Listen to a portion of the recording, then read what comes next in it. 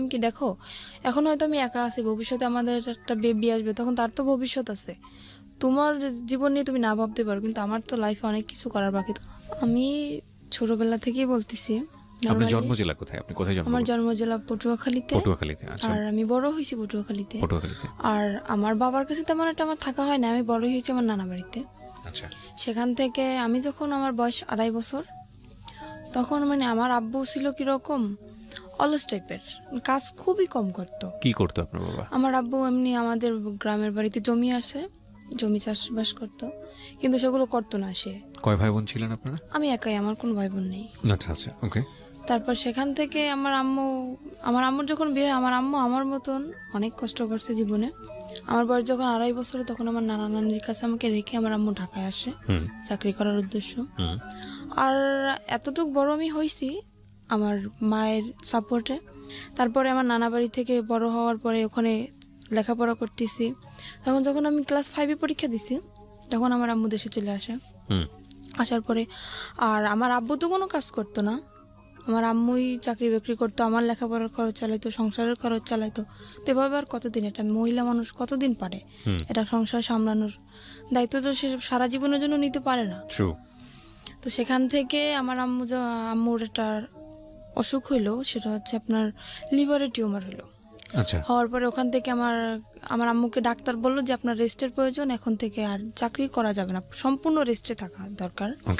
তখন আমার আম্মু চাকরিটা ক্লোজ করে দিয়ে দেশের বাড়ি চলে গেল। যাওয়ার পরে সেখানে আমার আম্মুর প্রচুর মারতো, আর কাজ তো করতো না, আর আম্মুরে খুব মারতো। এগুলো আপনার নিজের চোখে দেখা? ছোটবেলায়? আমার নিজ চোখে দেখা। তখন কি আপনি স্কুলে পড়তেন নাকি? তখন আমি স্কুলে পড়তাম। কোন ক্লাসে? তখন আমি আমার আম্মু যখন বাড়ি যায় তখন আমি ক্লাস 5-এ পড়ি। ক্লাস 5-এ পড়েন? হ্যাঁ। তখন একদিন হয়েছে কি, তখন আমি যখন ক্লাস 5-এ পড়ি, একদিন রাত্রে আমি পড়তে বসছি, বসার পরে আমার আম্মুর সাথে কি নিয়ে একটা যেন ঝগড়া হয়, সেটা আমি জানি না, আমি তো পড়তেছিলাম। তো হঠাৎ করে আম্মুকে একটা চর মারে আমার আব্বু, কানের উপরে চর মারার পরে আমার আম্মুর কান দিয়ে রক্ত বের হয়ে যায়। তখন বৃষ্টি পড়তেছিল, তো আমার আম্মুর কান্না দেখে আমি খুব কান্নাকাটি করতেছিলাম। তখন আমার পাশের বাড়ি থেকে এক আন্টি এসে বলে আমার আব্বুকে যে তুমি কাজ কোনো কিছু করো না, তারপরেও আবার বউ বাচ্চাদের ঘরে বসে মারো, তোমাকে এখন পুলিশে দিয়ে দেবো। একথা বলার পরে আমার আব্বু ভয় পায় যায়। ওখান থেকে আমার আব্বু চলে যায়, আমার দাদা বাড়িতে চলে যায়। যাওয়ার পরে সেখান থেকে প্রায় 2-3 বছর কোনো খোঁজ খবর থাকে না। আম্মু অনেক অসুস্থ ছিল, বারবার কল করছে আমি অসুস্থ, তাও আমার আব্বু আসে না। তারপরে 3 বছর কাটে যায়, কাটার পরে আমার আম্মু তাকে ডিভোর্স দিয়ে দেয়। ডিভোর্স দেওয়ার পরে আমার আম্মু এখনো সেরকমই থাকার মানে ইচ্ছা ছিল, কিন্তু থাকতে পারে না শুধু আমার কারণে। ডিভোর্স হয়ে যাওয়ার পরে আমার তো লেখাপড়া কন্টিনিউ চলতেছে। আমি যখন ক্লাস 8-এ পরীক্ষা দেবো তার 1 মাস আগে ওই যে ছেলে আমার যার সাথে বিয়ে হয়েছে, ওর সাথে আমার আম্মুর সাথে, ওর সাথে দেখা না, কিন্তু ওর যে বোনের জামাই, তার সাথে আমার আম্মুর সাথে দেখা হওয়ার পরে সেখান থেকে আমার আম্মুরে উনি প্রথমত আপা বলে ডাকতো, কিন্তু তখন আমাকে দেখে নাই উনি। না দেখার পরে যখন আমাকে উনি দেখলো, তখন আমার আম্মুকে প্রস্তাব দিল যে এরকম আমার একটা শালা আছে, তা আমি তার জন্য আপনার মেয়েটাকে নিতে চাই। তা আমার আম্মু বলতেছে কি আমার একটা মেয়ে, অত দূরে আমি বিয়ে দেবো না। আমার বলতেছে যে ছেলেটা যদি সংসারে থাকে তাহলে আমি হয়তো ভাইবে দেখতে পারি। তখন বললো ঠিক আছে, ছেলেটা সংসারেই থাকবে। তখন আমার আম্মু তাও রাজি না। তারপর আমার আম্মু আমাকে জানাইলাম, বললাম কি দেখো আম্মু, আমার এখনো বয়স একদম কম, আর তুমি এরকম চিন্তা ভাবনা কেন নিতেছো? এখন তো বিয়ে করা সম্ভব না আম্মু, আমি এসএসসি পরীক্ষাটা দিয়েই তারপরে তোমরা কিছু একটা করো, এত তাড়াতাড়ি কেন এসব বলতেছো? তখন আমার আম্মু মোটামুটি রাজি ছিল না। তারপরে হঠাৎ করে আমার আম্মুর কি হয়ে গেল আমি নিজেও জানি না। তারপরে আমার আব্বুর সাথে কথা হয়। তারপরে মানে আমার ছোটবেলা থেকে ইচ্ছা, আমি তো মাদ্রাসা লাইনে পড়ছি, মানে হাফিজি পড়ার ইচ্ছা ছিল আমার, আর আমার আম্মুরও ছিল। আর আম্মু চেয়েছিল যে আমার যদি একটা ছেলে হইতো আমি হাফিজি পড়াবো, কিন্তু যেহেতু মেয়ে সেটা তো আর সম্ভব না। তারপরেও আমি 8-এ পরীক্ষার পরে আমার আব্বুর সাথে কথা বলেছি, আব্বু আমি হাফিজি মাদ্রাসায় ভর্তি হবো, ক্ষেত্রে তুমি যদি একটু হেল্প করো ভালো হয়, আম্মু তো একা পারতেছে না। তারপরে বলতেছি কি আমার মেয়েকে যদি আমার পড়ানোর দরকার হয়, আমার মেয়ে আমার কাছে আসবে, আমি দূরে বসে আমার মেয়ের পড়ার খরচ আমি দেবো না। এটা আপনার বাবা বলেছে? হ্যাঁ, এটা আমার বাবা বলে। তারপর আমি আম্মুকে বললাম দেখো আম্মু, তোমার কষ্ট হবে আমি জানি, তারপরও তোমার সন্তানের সুখের জন্য তোমার এটা মানিয়ে নেওয়া লাগবে, আমি তোমার কাছে থাকতে পারবো না, আমি আব্বুর কাছে চলে যাব। মানে একদম যে ছেড়ে যাব তা না, মানে লেখাপড়ার উদ্দেশ্যে আমি আব্বুর কাছে যাব। তখন আর বাবা কি আমার তখন বিয়ে শাদী করেছে? না, আমার আব্বু এখনো বিয়ে শাদী করে নাই। আচ্ছা, তখন বিয়ে শাদী করেন। আচ্ছা, ওকে, তারপর? তারপর সেখান থেকে আমি আমার আব্বুর কাছে চলে যাই। যাওয়ার পরে আমার দাদি আর আমার ফুপু, তখন আমি আমার দাদির কাছে যাওয়ার পরে আমার দাদি আমাকে স্কুলে ভর্তি করে দেয়। সেখানে আমি এটি পরীক্ষার পরের কথা বলতেছি আমি। তো আমার রেজাল্ট বের হয়েছে, তারপরে উনি একদিন হঠাৎ করে আমার আম্মুর নাম্বার কল করছে, যে আমার ননদের জামাই, উনি কল করছে। তারপরে শুনছে যে আমার রেজাল্ট বের হয়েছে, উনি আমার রেজাল্ট শুনলো, শোনার পরে খুব খুশি হয়েছে। তারপর আমার আম্মুকে জিজ্ঞেস করতেছে, আপনার মেয়ে কি কোরআন শরীফ পড়তে পারে? তো বলতে হ্যাঁ পারে। তখন তো সে আরো খুশি, মানে সে খারাপ কোনো উদ্দেশ্য এটা চায় নাই, সে চাইছে যে ছেলেটা যেহেতু খারাপ, এমন একটা মেয়ে ওর জীবনে আসুক যাতে ও ভালো হয়ে যায়, সেরকম একটা ধার্মিক মেয়ে চেয়েছিল। তখন আপনি বাবার কাছে? হ্যাঁ, তখন আমি বাবার কাছে। কথা হচ্ছে আপনার মায়ের সঙ্গে? হ্যাঁ, কথা হচ্ছে আমার মায়ের সঙ্গে। তখন আমার আম্মু একদিন হঠাৎ করে আমাকে বললো কি, ও আরেকটা কথা, এখানে আমার যে নানার যে ভাই, ছোট ভাই, উনি মারা যায় তখন।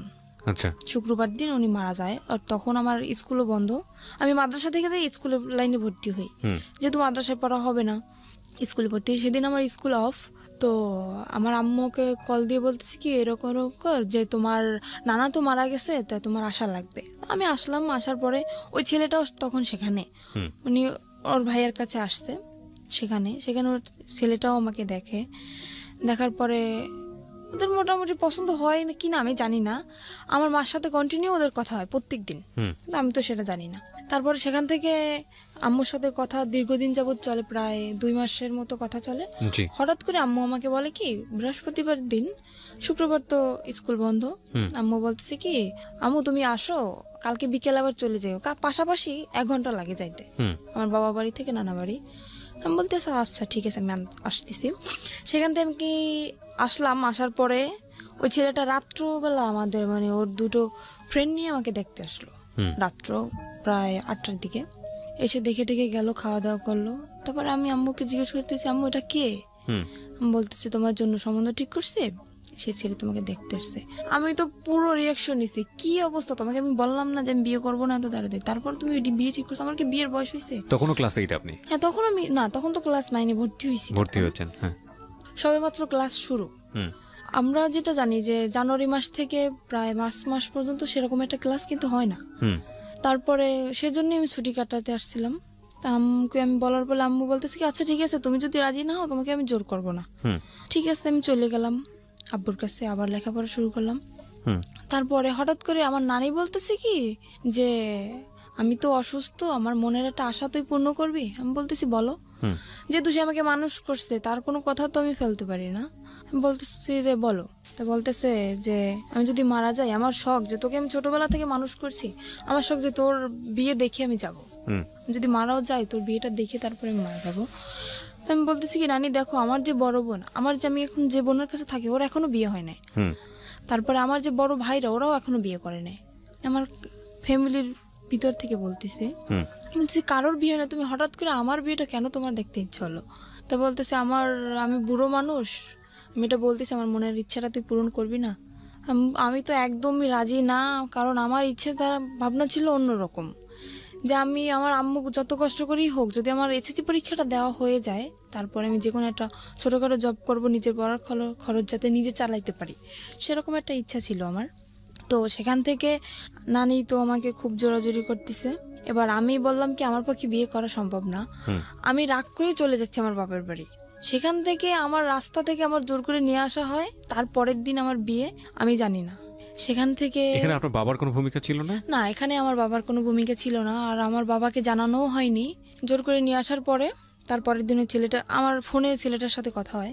আমি ছেলেটাকে অনেকভাবে বুঝালাম, আমি বললাম দেখেন, আমি একটা খারাপ মেয়ে, আমার একটা ছেলের সাথে, মানে যাতে ও রাজি না হয়, সম্পর্কটা যাতে ভেঙে যায়, ছেলেটার সাথে আমি সরাসরি ফোনে কথা বলি। তো তারপরেও বলতেছে তুমি যাই হও না কেন, আমি তোমাকে মেনে নেবো। আমি বলতেছি আমার একটা ছেলের সাথে সম্পর্ক আছে। তো বলতেছে ছেলের সাথে সম্পর্ক আছে, দেখো আজকালকার ছেলেরাও আশা দেয় ঠিকই, কিন্তু বিয়ে করে না। তুমি আমারকে নিয়ে তুমি অসুখী হবো না, তুমি এই চান্সটা মিস করো না। তারপরে জোর করে হোক, যাই করে হোক, মারামারি হোক, আমাকে মারছে পর্যন্ত। আমার খালু আমাকে মারছে, আমার আম্মু আমাকে মারছে বিয়েটার জন্য। জোর করেই বিয়ে দেওয়া হয়। তারপরে ছেলেটা তার পরের দিন আসে, একা আসে বিয়ে করতে, ফ্যামিলি থেকে কেউই আসে না, কারণ ওর ফ্যামিলি থেকে তো জানে যে ও কিরকম। সেজন্য ফ্যামিলি থেকে কেউই আসে না, ও একাই বিয়ে করতে আসে। আমি আম্মুকে তখন বললাম, আমি জানি না হঠাৎ করে আমার আম্মুর কি হয়ে গেল, যে আম্মু মানে আমার ইচ্ছার বিরুদ্ধে কখনোই কথা বলে না, সেই আম্মু আজকে আমার মারলো ওই ছেলেটার জন্য। তারপরে আমি বিয়েটা হওয়ার পরে বিয়ের 15 দিন হয়ে যায়, আমি তো মোটে মানে ওর কাছেই যাচ্ছি না, ওকে চোখে দেখতে পারতেছি না, ওর সাথে কথায় কথায় আমি ঝগড়া বাঁধাই দিচ্ছি। আমি তো রাজি না, যেহেতু আমার ওকে পছন্দ না, এমনি দেখতে সুন্দর ছিল ও। তারপরে সেখান থেকে বিয়ে হওয়ার পরে প্রায় মাসখানিক হয়ে যায়, তারপরে চিন্তা ভাবনা করলাম যাক যা হওয়ার হয়ে গেছে। আর ও আমাকে বলছিল, তুমি যেহেতু লেখাপড়া করতে চাও তোমাকে আমি বিয়ে পরে লেখাপড়া তো করবো। একজন ছেলের সঙ্গে বিয়েটা হলো কিভাবে বাসায়? একজন ছেলের সাথে দিয়ে দিল আমার ফ্যামিলি। মানে কাজী এসেছিল? হ্যাঁ, কাজী ওখানে আমাদের সে কোর্টে বিয়ে হয় নাই, বিয়েটা হয়েছিল আপনার মসজিদে বসে। আচ্ছা, কোর্টে বিয়ে হয় না, আমার যেহেতু গ্রাম অঞ্চল। হ্যাঁ। মসজিদে কে কে ছিল আপনার বিয়ের সময়? আমার বিয়ের সময় আমার নানা ছিল, তারপরে আমার একটা খালু ছিল, আর কে কি ছিল আমি জানি না, এই দুজন ছিল সেটা আমি জানি। তার মানে আপনার কাবিন টাবিন কিচ্ছু করা হয়নি? না, কাবিন হয়েছে আমার। ও ছেলের পক্ষে সাক্ষী কে ছিল? ছেলের পক্ষে সাক্ষী কেউ ছিল না, এমনি হয়তো মানে আমার নানার দিক থেকে হয়তো কেউ ছিল। প্রথম কথা হচ্ছে আপনার গার্জিয়ান বয়সই তো হয়নি তখন। আমার তো বয়সই হয়নি 14 তখন, তো বছর কোর্টে বয়স। যাওয়া সম্ভব না। রাইট, 14-15 বছর বয়স আপনার। তখন তো কোর্টে যাওয়া সম্ভব না, কিন্তু আমার ওখান থেকে ওই ছেলেটা একটা চালাকি করছিল কি, কাবিন আপনার বয়স বাড়িয়ে দিয়েছিল? হ্যাঁ, আমার বয়স বাড়িয়ে দিয়েছিল কি, আমার একটা ফলস একটা জন্ম নিবন্ধনের কার্ড তৈরি করে, সেটা আমার আম্মুর সাথে একসাথেই মিশে আমাদের পোস্ট অফিস থেকেই করা হয়। সেখানে মানে আমি যখন পড়ালেখা করতেছি তখন হয়তো এক ফাঁকে এসে আমার আম্মুর সাথে করে গেছে, সেটা আমি জানি না। তো সেটা এখন আমার কাছে আছে, সেটা এখন আমার বর্তমান বয়স 21 বছর দেওয়া। আচ্ছা, বর্তমান বয়স। ওকে। তারপর সেখান থেকে তো বয়স বাড়ানো হয়, কাবিনও করা হয়। কাবিন করার পর তারপর 1 মাস পরে চিন্তা করলাম যাক যা হওয়ার হয়ে গেছে, খামাখা ও ছেলেটা তো আর কোনো অপরাধ করে না, যেহেতু বিয়ে হয়ে গেছে আমি মেনে নিলাম। নেওয়ার পরে আমি বিয়ের 1 মাস পর ওকে বললাম কি, দেখো আমার ইচ্ছা না যে আমি বাবার বাড়ি থাকবো, তোমার যদি মনে করো শুধু থাকার মতো একটা ঘর থাকে আমার তাতেই চলবে, কিন্তু আমি বাবার বাড়ি থাকতে চাই না। তুমি আমাকে তোমার নিজের বাড়ি নিয়ে চলো। ও তো নিজের বাড়ি আমাকে নেবে না, একদমই না, কারণ আমি যদি সম্পূর্ণ সত্যিটা জেনে যাই তখন ওর সমস্যা না, আমাকে নেবে না। তখন আমি আমার শাশুড়ির সাথে কথা বললাম যে আম্মা দেখেন এরকম এরকম, আমার তো এখানে থাকতে ভালো লাগে না, আর লোকজন কি মনে করবে, আমার বিয়ে হয়ে গেছে তারপর আমি বাবার বাড়ি থাকতেছি। তো বলতেছে আচ্ছা ঠিক আছে তুমি আসো। সেখান থেকে আমার আম্মু কি করলো, ওর কাছে টাকা নেই, ও তো কাজ করে না, বিয়ের 1 মাস হয়ে গেছে, 1 মাস যাবত আমাদের বাড়িতে কাজ কাম তো কিছু করে না। আমার আম্মু করতেও বলে না, যেহেতু নতুন জামাই তাকে তো আর কাজ করতে বলা যায় না। আমার আম্মু কি করলো, আমার নানার কাছ থেকে 20,000 টাকা নিয়ে আসলো। আসার পরে আমাকে দিল, দেওয়ার পরে বললো আচ্ছা ঠিক আছে তোরা এটা নিয়ে যা। যেহেতু কিছু দিতে পারি নাই, বিয়ের 1 মাস পরে চলে গেলাম শ্বশুর বাড়ি।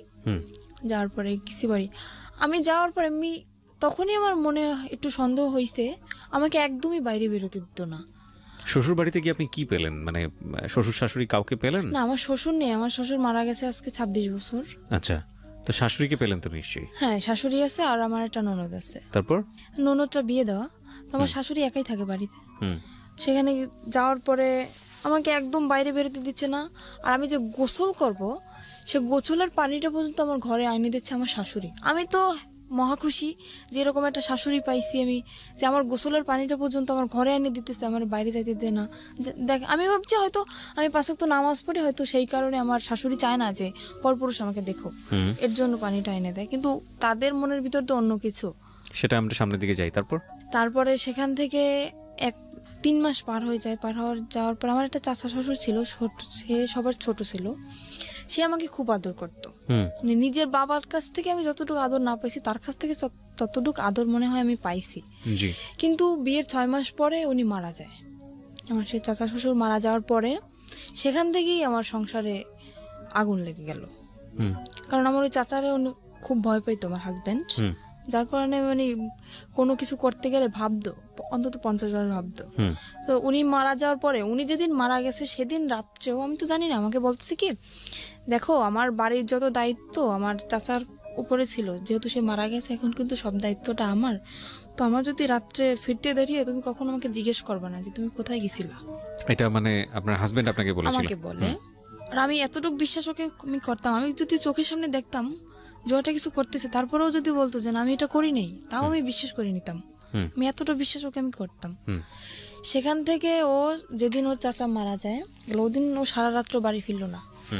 ও তখন জোর, আসলে আমি তো জানি না, সকালবেলা বাড়ি ফিরলো। আমি ও যেহেতু আমাকে বলছে সন্ধ্যার দিকে তুমি আমাকে জিজ্ঞেস করবা না, আমি জিজ্ঞেসও করিনি। আর আমিও খুব কান্নাকাটি করতেছি যে আমাকে এত ভালোবাসতো, সে হঠাৎ করে মারা গেল।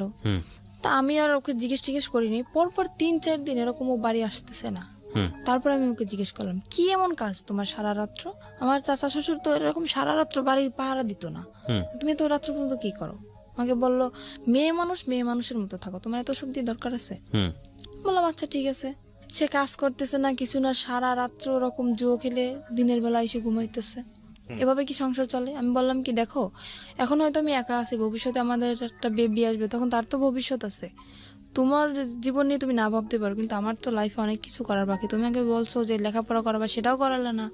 তারপরে এখন যতক্ষণ আমাদের একটা বাচ্চা কাচ্চা হবে, তাকেও কি আমি এরকম মূর্খ বানাবো? তাকে কি লেখাপড়া করা লাগবে না? তাকে মানুষ করা লাগবে না? বলতেছে অবশ্যই। সে সেদিন কি করলো, 4টা টাচফোন নিয়ে আসছে। আর ও যদি খেলাধুলো করতো, মানে খুব এক্সপার্ট ছিল খেলাধুলায়, 4টা টাচফোন নিতে আমি জিজ্ঞেস করলাম, কি ব্যাপার, তুমি 4টা টাচফোন কোথায় বইছো? তো বলতেছে যে আমার একটা বন্ধু টাকা নেই, আমার কাছে বন্ধক রাখছে। আমি বলছি, তোমার নিজের কাছে টাকা নেই, তুমি আর একজনের তো বন্ধক রাখছো, আমি বুঝতে পারতেছি না। ও হঠাৎ করে অনেক বাজার নিয়ে আসলো বাসায়। আমি তো অবাক হয়ে গেছি, কি ব্যাপার, কোথায় পেলো এত টাকা? সেখান থেকে আমার মনে একটু সন্দেহ আসলো। তারপরে ওর একটা বন্ধু আছে, ওর কাছে ও ঘুমাই গেছে, ওর ফোন দিয়ে আমি ওর কাছে কল করলাম যে আচ্ছা ও এত রাত্র পর্যন্ত কি করে, আপনি তো সবসময় ওর সাথে থাকেন, এটা সত্যি কথা বলেন তো আমাকে। তো বললো কি, ভাবি আমি আপনাকে একটা কথা বলি, যে জীবনে স্বামীকে এত বিশ্বাস করবেন না। বলতেছি কেন? তা বলতেছে, ও সারা রাত্র কি করে আপনি জানেন? আমি বলতেছি না, আমি তো জানি। কে বলছে আপনাকে এটা? ওটা ওর বন্ধু বলতেছে আমাকে। আচ্ছা, ওর বন্ধুকে আপনি আগে থেকেই চিনতেন?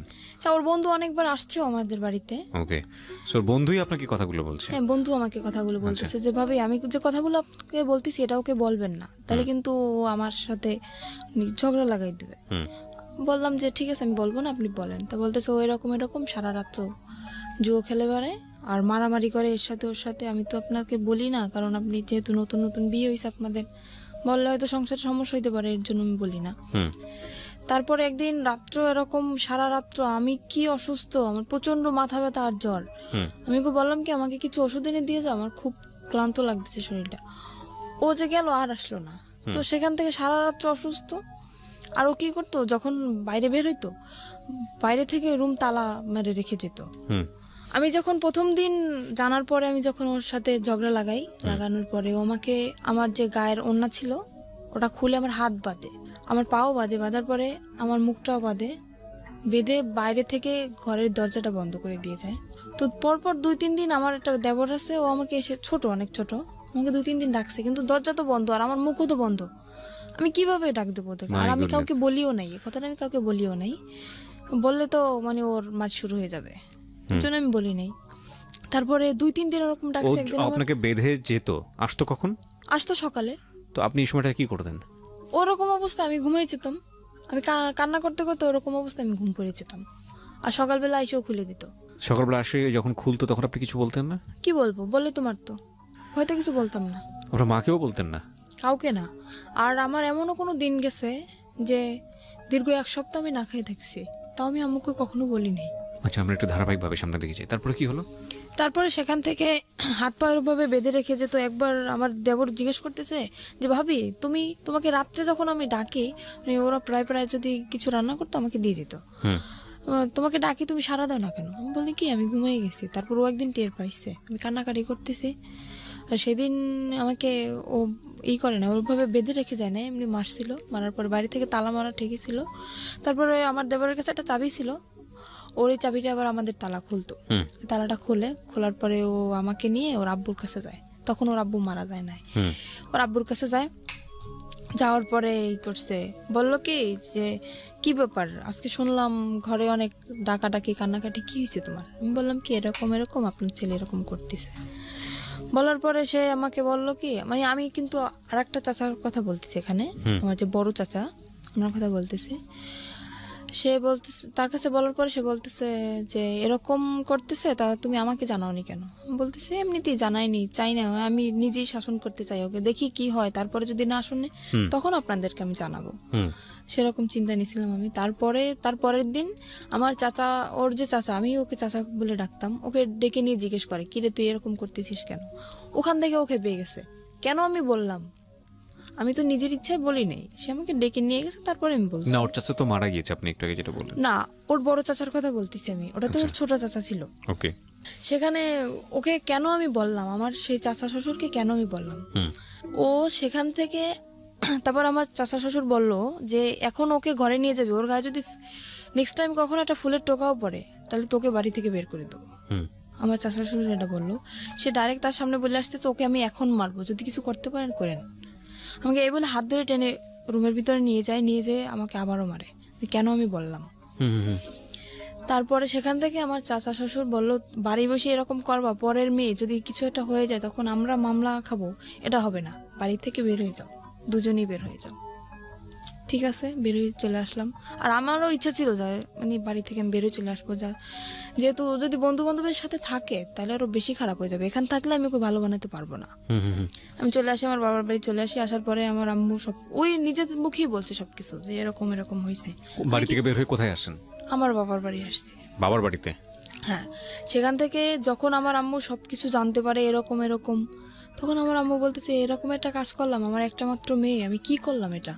তখন আমার আম্মু বললে যে মানে আমাকে ওখান থেকে ডিভোর্স করাবে। আমি বললাম আম্মু দেখো, বিয়েটা কিন্তু তোমাদের ইচ্ছে হয়েছিল, আমার ইচ্ছাই হয় নাই, কিন্তু আমি এটা পারবো না যে তোমাদের ইচ্ছে মতো সব কিছু করবো, এটা হবে না। তোমাদের ইচ্ছে মতো বিয়ে করছি, আবার তোমাদের ইচ্ছে মতো ডিভোর্স করবো, এরপরে আমার আবার বিয়ে হবে, সে তো এর থেকেও খারাপ হতে পারে। তখন আমি কি করবো আম্মু? তখন আপনার লেখাপড়া কি বন্ধ? হ্যাঁ, লেখাপড়া বন্ধ।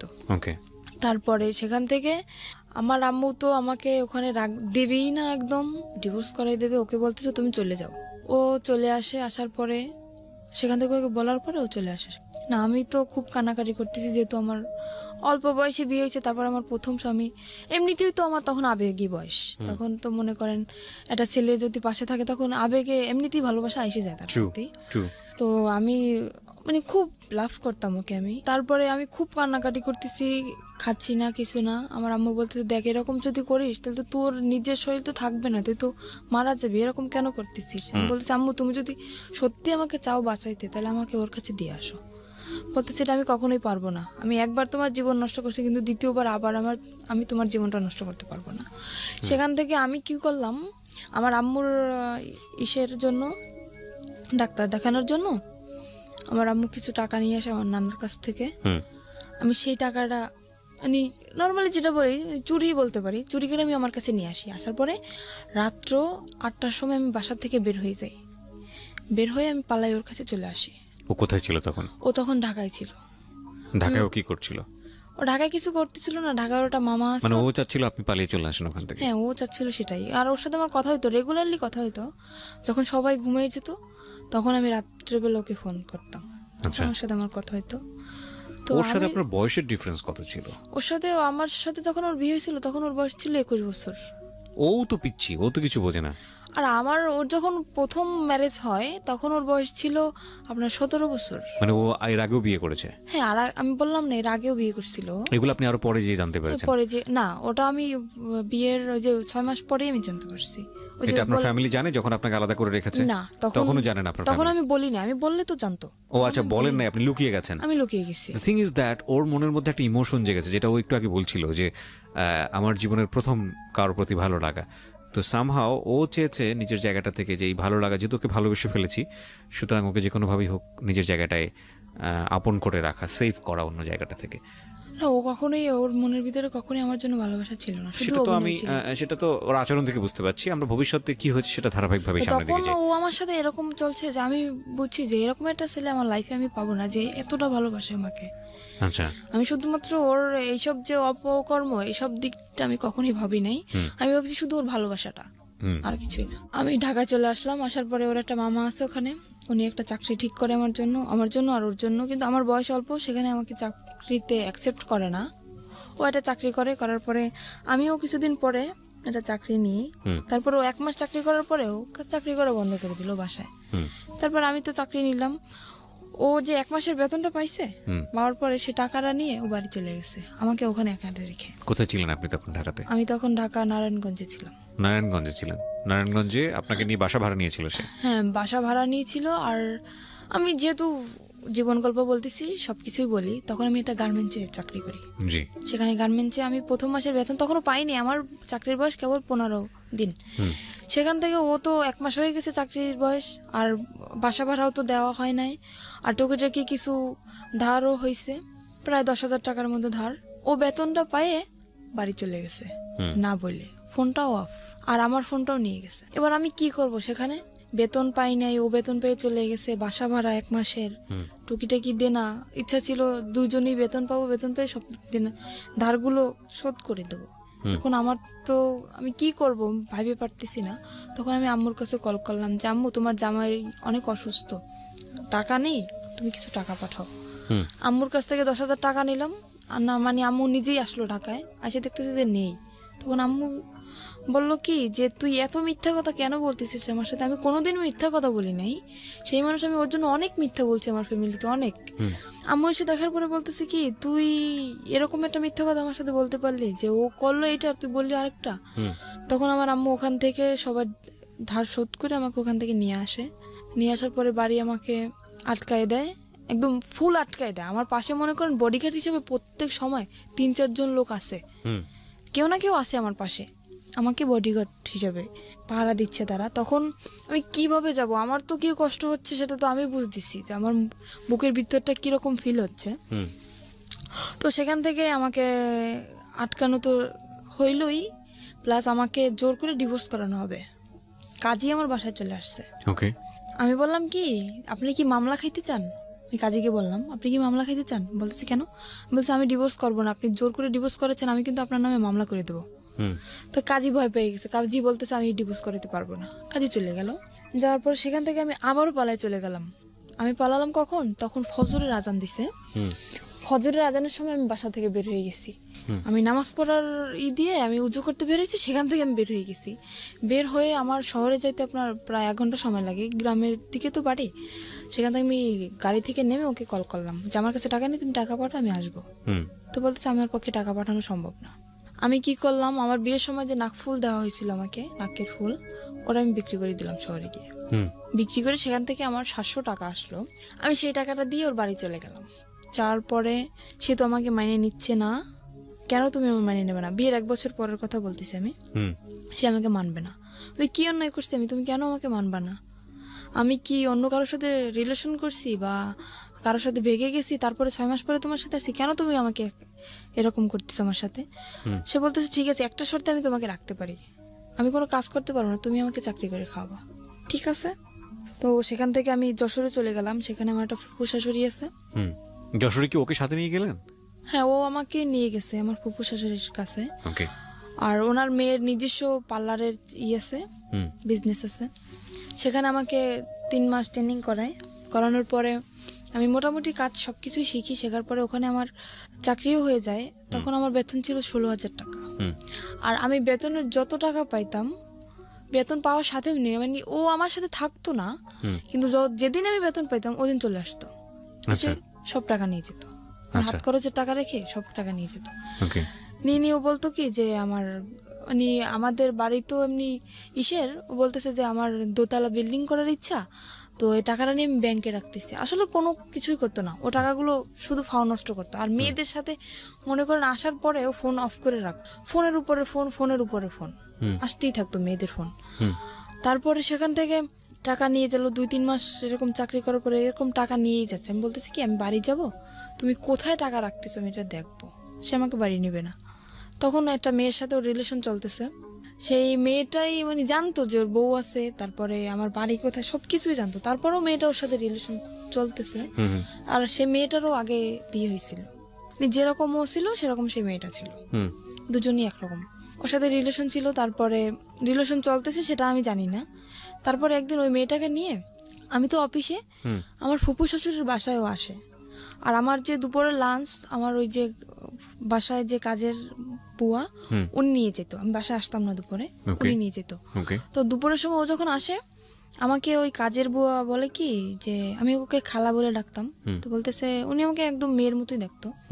তো বলতেছে আম্মু তোকে একটা কথা বলবো, তুই কাউকে বলবি না, আর আমার নামটাও বলবি না, আমি বলছি আচ্ছা ঠিক আছে বলবো না কি, আমি বুঝতে পারিনি যে এই কথাটা বলবে। আমি ভাবছি হয়তো আমার ফুপু শাশুড়ি একটু মানে রাগী মানুষ তো, অনেক সময় মানে গালাগালি করে, আমি ভাবছি সেরকম কিছুটা বলবে। তো আমি বলতেছি আচ্ছা আপনি বলেন, আমি কাউকে বলবো না। তো বলতেছি কি যে জামাই এটা মেয়েকে নিয়ে এরকম এরকম বাসায় আসছে, মেয়েটাকে তুই চিনিস? তো আমি ভাবছি হয়তো আমার ননদ হইতে পারে। আমি বলছি দেখতে কেমন? তো উদাহরণ দেওয়ার পরে আমি দেখতেছি যে না, আমার ননদ তো এরকম না।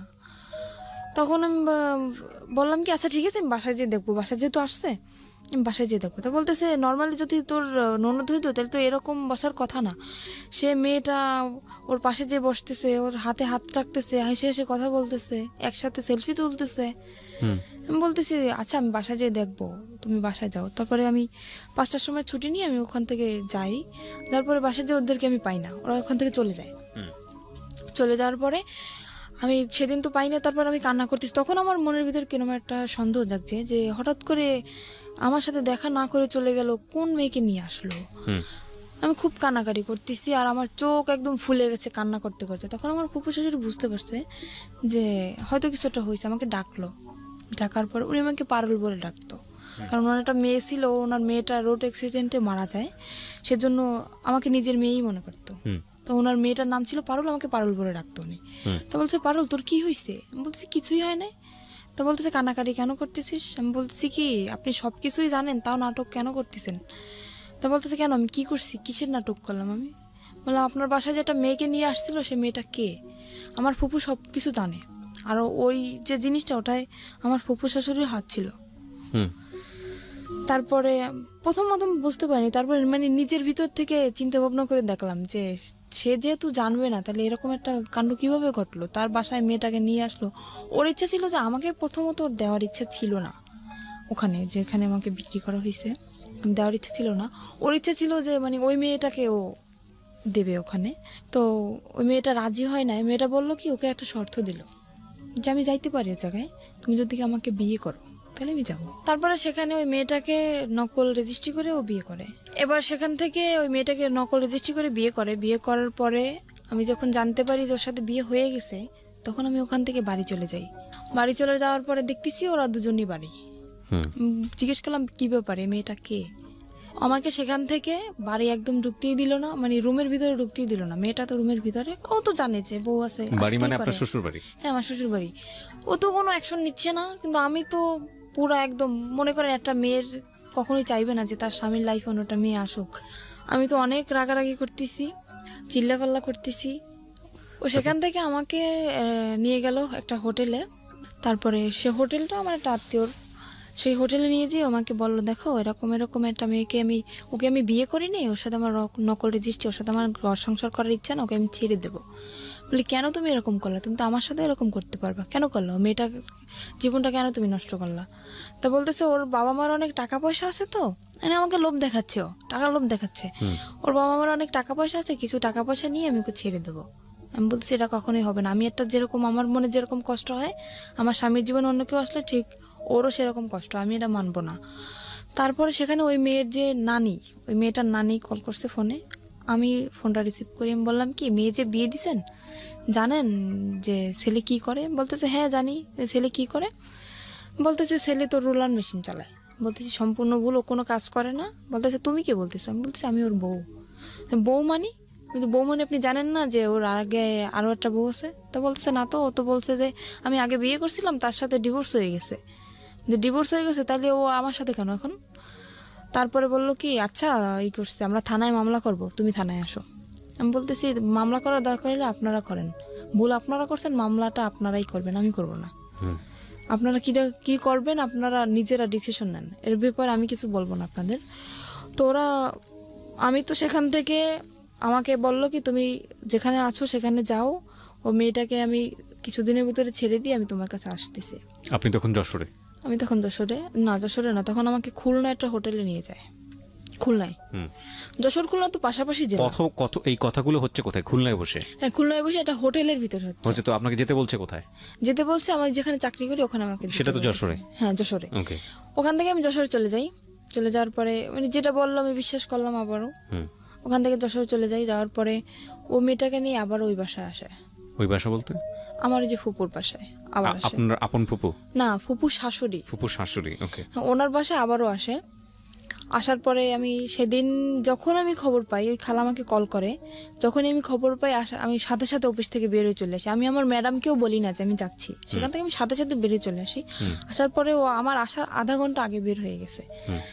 যাওয়ার পরে আমি কল করছি ওকে, কি ব্যাপার, তুমি নাকি আজকে আসছিলে, তুমি চলে গেছো কেন? তো বলতেছে আমি কালকে আসবো। তো পরের দিন আসলো। আসার পরে রাত্রবেলা আমি ওর সাথে কথা বলতেছি না, কিছু না, ঝগড়া লাগাই দিতেছি। তো তখন ও রাগ করে চলে যাবে, থাকবে না। বলতেছে তোমার এই মেজাজ দেখার জন্য আমি আসি নাই। এখানে আমার তো রাগ করাটা স্বাভাবিক, যেখানে আমার স্বামীর সাথে আমার থাকার কথা, আমি চাকরি করতেছি এক জায়গায়, আমার স্বামী আর এক জায়গায় থাকতেছে, তার সাথে অন্য একটা মেয়ে, বুঝতেছি না, মানে আমার অ্যাকশন নেওয়ার কথা, সে জায়গায় উল্টো আমার সাথে রাগ দেখাইতেছে। আমি এখানে থাকবো না, আমি চলে যাবো। বলছি যাও। আমি রাগের মাথায় বলতেছি তুমি যাও। তো আমার ফুপু শাশুড়ি তাকে ধরে রাখার পরে রাত্রবেলা ওর সাথে আমার কথা চলতেছে যে কেন তুমি এরকম আমার সাথে করলা, এরকম মেয়েটাকে নিয়ে তুমি ঠিকই সংসার করছো, তুমি যেহেতু তাকে রাখবা না, তাহলে তাকে তুমি বাড়ি নিয়ে গেলা কেন? আমার বাড়ি জায়গা হচ্ছে না, আর তুমি তারে নিয়ে বাড়ি রাখতেছো, কিভাবে রাখতেছো? তো তখনও করলো কি, ওর মা ফোন দিল, ওই মেয়েটার মা ফোন দিল। ফোন দেওয়ার পরে আমি ফোনটা যে রিসিভ করতে গেছি, ফোনটা আমাকে দিচ্ছে না। আমি জোর করে হাত থেকে ওর ফোনটা নিয়ে গেছি। নেওয়ার পরে আমাকে মার শুরু করে দিয়েছে। মারার পরে ও আমার মাথায় মারে একটা দিয়ে, আপনার ওই যে স্ট্রে থাকে না, সিগারেট খাওয়ার পরে যেটা ফালানো হয়, হ্যাঁ স্ট্রে, ওটা দিয়ে আমার মাথার মধ্যে মারার পরে আমি ওখানে অজ্ঞান হয়ে পড়ে যাই। তারপরে আমার মাথা দিয়ে প্রায় রক্ত বের হয়ে যায়, মানে অল্প কিছু ফেটে যায়। আমি ওখানে সেন্সার হয়ে যাই। প্রায় ঘন্টাখানিক পরে আমার সেন্স আসার পর দেখতেছি ওই মেয়েটার সাথে ও কথা বলতেছে ফোনে। তখনও কথা বলতেছে যে আমার ওয়াইফ এদিকে অজ্ঞান, সেদিকে ওর কোনো খেয়াল নেই, ও সেই মেয়েটার সাথে কথা বলতেছে। আমি তখন ওকে দরজা খুলে দিলাম, দারোয়ানকে ডাকলাম, ডাকার পরে আমি বললাম তুমি এখন বের হয়ে যাও। তখন রাত্র 3টা।